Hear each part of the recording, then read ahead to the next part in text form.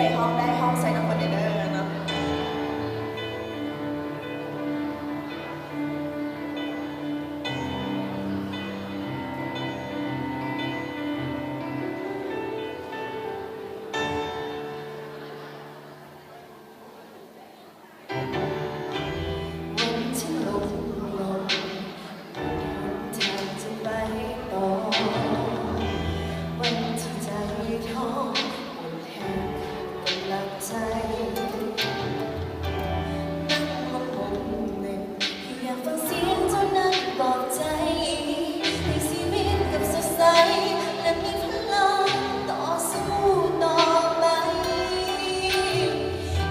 ที่เหงาใจ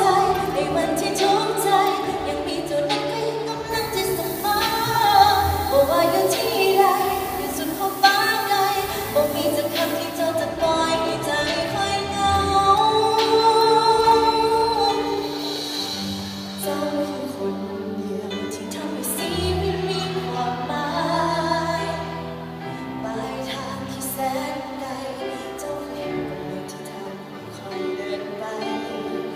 ว่าวันนี้จะชุ่มเท่าใดเพียงได้ยินเสียงเจ้านั้นข้างๆกายอุปสรรคก็พังทลายความสุขมีอยู่ในใจเมื่อมี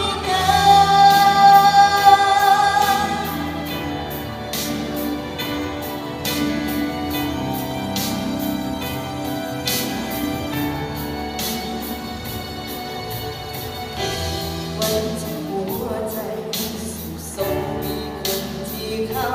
ใจเจ้าคือคนเดียวเคย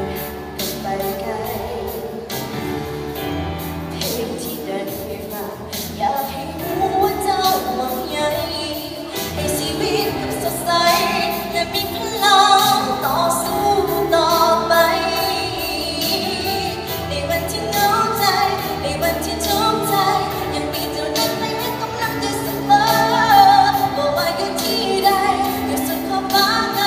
บอกมีจะคำที่เจ้าจะปล่อยให้ใจค่อยเหงาใส่กันได้บ้างก่อนเจ้าทำให้ชีวิตมีความหมายปลายทางที่แสนไกล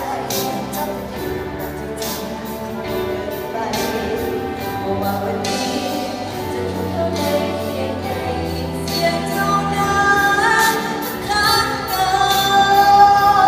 ยอุปสรรคก็พังทลายความสุขมีอยู่ในใจเมื่อมีกัน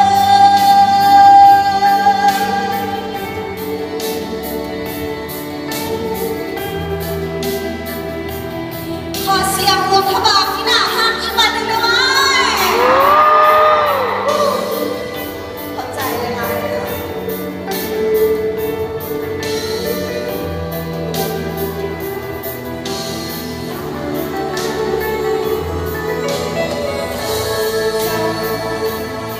ที่ทำให้ชีวิตมีความหมา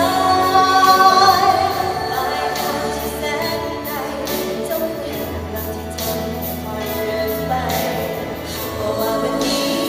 จะชุ่มเท่าใดเพียงได้ยินเสียงเจ้านั้นข้างกายอุปสรรคก็พังทลายความสุขมีอยู่ในใจเมื่อมีกัน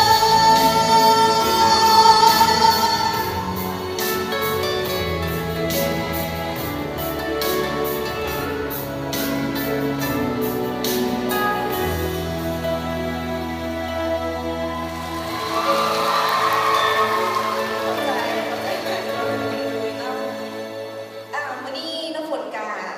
สิมาห้องอีกเพลงหนึ่งเราก่อนสิจากลากันไปอยากฟังเพลงอย่าง อีกเพลงหนึ่งเนาะที่ว่าน้ำฝนจะห้องก็เป็นเพลงซิงเกิลทำอีกของน้ำฝนเองผู้บอกว่าเพลงอย่างเพลงซิงเกิลก็ผู้แบบนี้แล้วห้องใส่กันเด้อโอเควันทุกคนนำมาห้องใส่กันเลยเนาะมอบให้คนที่ว่ายังลืมแฟนเก่าบ่ได้เด้อ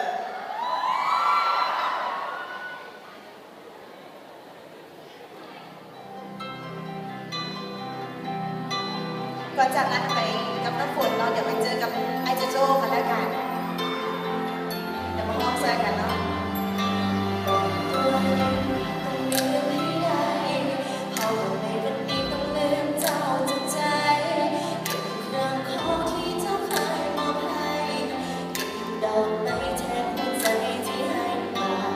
เก็บเวลาภาษาหักที่เคยบอกเก็บเอาจอกที่มีคู่เขาติดอยู่เก็บเสื้อคู่ที่มีคำว่า love you เก็บเบอร์คู่ที่ซื้อไว้โซหากันเก็บความจริงเก็บน้ำตาเก็บคำด่าเก็บใบหน้าความทรงจำเรื่องของเจ้าเก็บใส่กระเป๋าที่เจ้าเป็นคนซื้อให้แล้วจะเสียใจว่าเจ้าเองได้เสียใจ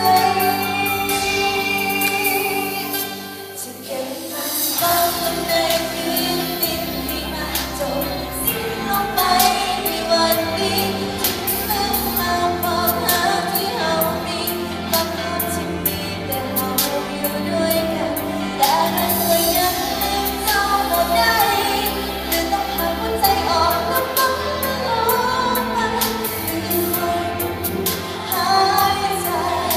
แล้วฟังตัวเองลงไปมันทั้งจะลืม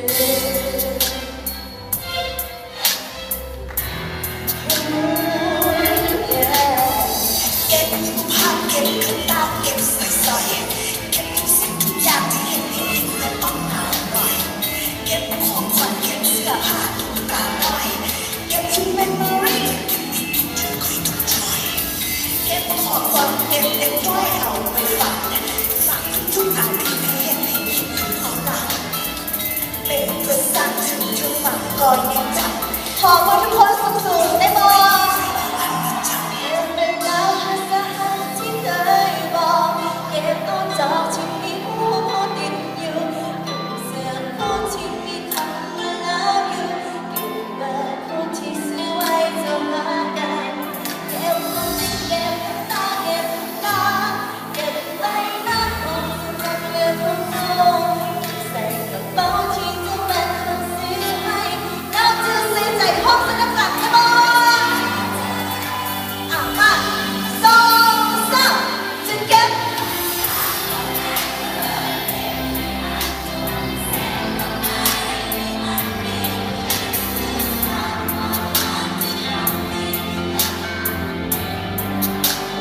เตะยังเตะมัน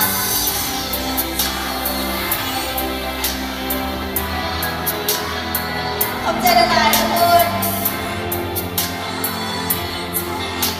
แล้วฟังตัวเองลงไปมันทั้งจะลืมคอยดูหายใจแล้วฟังตัวเองลงไป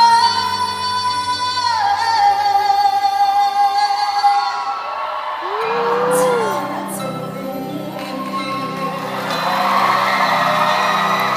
ขอเข้าใจทุกคนหลายๆเนาะแล้วก็ขอเข้าใจทุกคนที่มาเข้ามาเบิ่งในมื้อนี้ขอเข้าใจโดยเฉพาะเป็นวิดีเทลเนาะที่มาได้ให้โอกาสน้องฝนมาร้องเพลงให้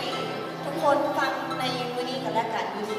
โรงพยาบาลเนาะเดี๋ยวไปพบกับพิธีกรกันต่อกันเลยขอเข้าใจหลายๆ โดยเข้าใจน้องน้ำฝนเนาะอ่ะมาสั้นตอนนี้เราจะมี